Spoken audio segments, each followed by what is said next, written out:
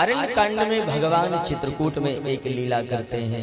एक बार चुनी कुसुम सुहाए, एक बार चुन कुसुम सुहाए, एक बार चुन कुसुम सुहाए, एक बार चुन कुसुम सुहाए, निज कर भूषण राम बनाए, निज कर भूषण राम बनाए।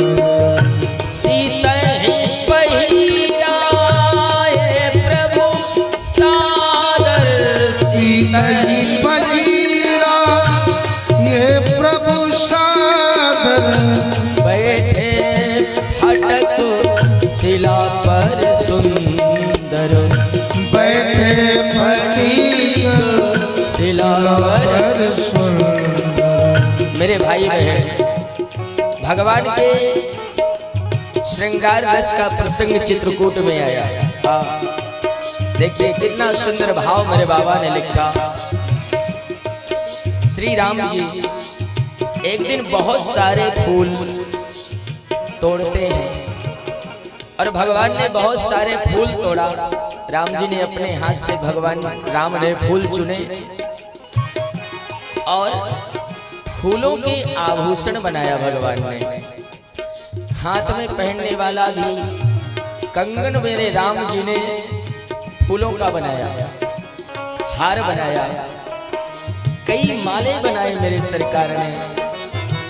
और भगवान राम ने सीता जी को बिठाया और राम जी ने अपने हाथों से माता सीता का श्रृंगार किया मेरे सरकार ने। हाँ, बोलो जय श्री राम। भगवान राम ने चित्रकूट में अपने हाथ से मां जानकी का श्रृंगार किया। और मेरे युवानों भाई बहन,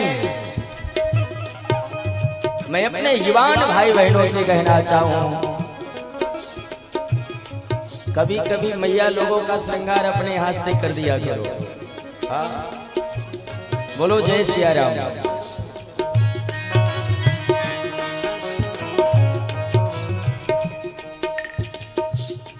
महाराज कभी, क्योंकि मेरे राम ने दिखाया ना, मेरे राघव जी ने देखा जानकी वन में आई है और जब से आई सीता उदास रहती है।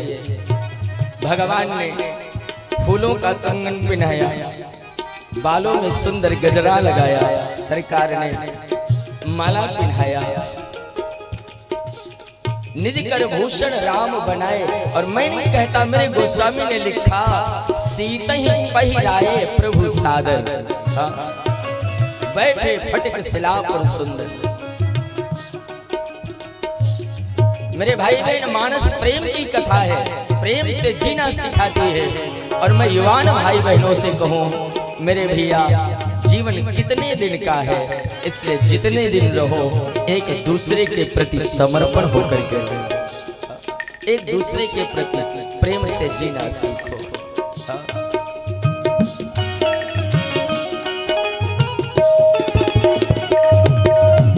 सीता ही पहिराए प्रभु सादर, सीता ही पहिरा ये प्रभु सादर, बैठे फटिक शिला पर सुंदर, बैठे फटिक शिला पर सुंदर। और जैसे ही भगवान राम ने सीता जी का श्रृंगार किया, इंद्र का पुत्र जयंत देखा, मोहित हो गया। और जयंत आया कौआ बन करके और काग बन करके आया, मां जानकी के चरणों में चोंच मारा उसने। तुलसी कहते हैं, सीता चरण चोंच हत भागा, सीता चरण चोंच हत भागा, मूढ़ मंद मति कारण कागा, मूढ़ मंद मति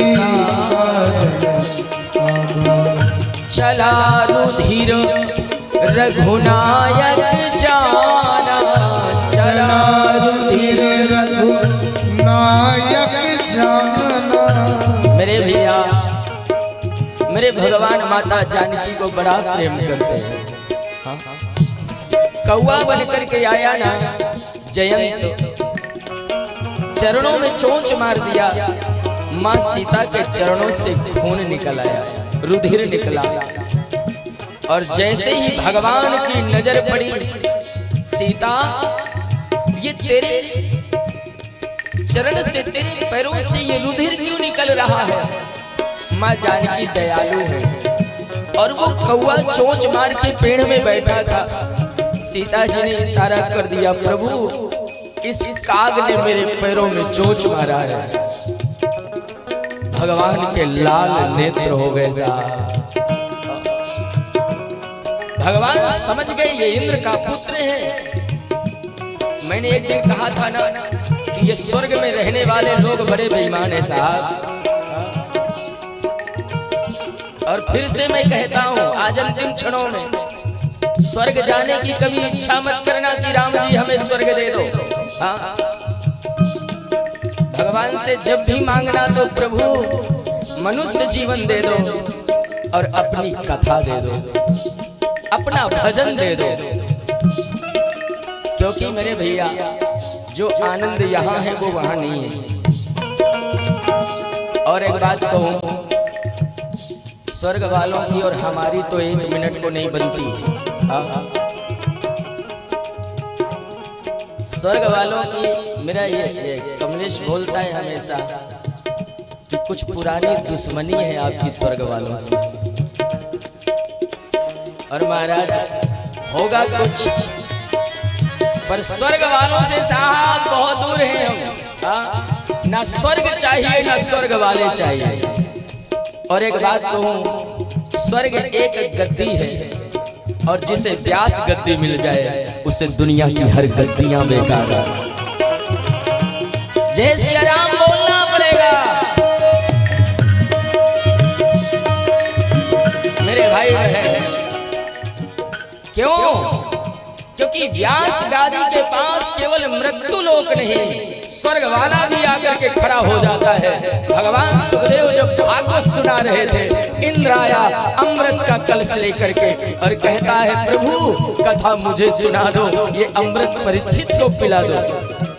लेकिन सुखदेव ने कह दिया, कथा तेरे बस की बात नहीं है। और मैं फिर से कहूँ, अगर इंद्र आवे ना तो हम कथा उसे नहीं सुनाएंगे, हम तो कथा गंगानगर वालों को सुनाने आए। जय श्री राम बोलना पड़ेगा। चला रुधिर रघुनायक जाना, चला रुधिर रघुनायक जाना। सीक बाण सायक संधाना, सीक बाण सायक संधाना। चला रुधिर रघुनायक जाना, सीक बाण सायक संधाना।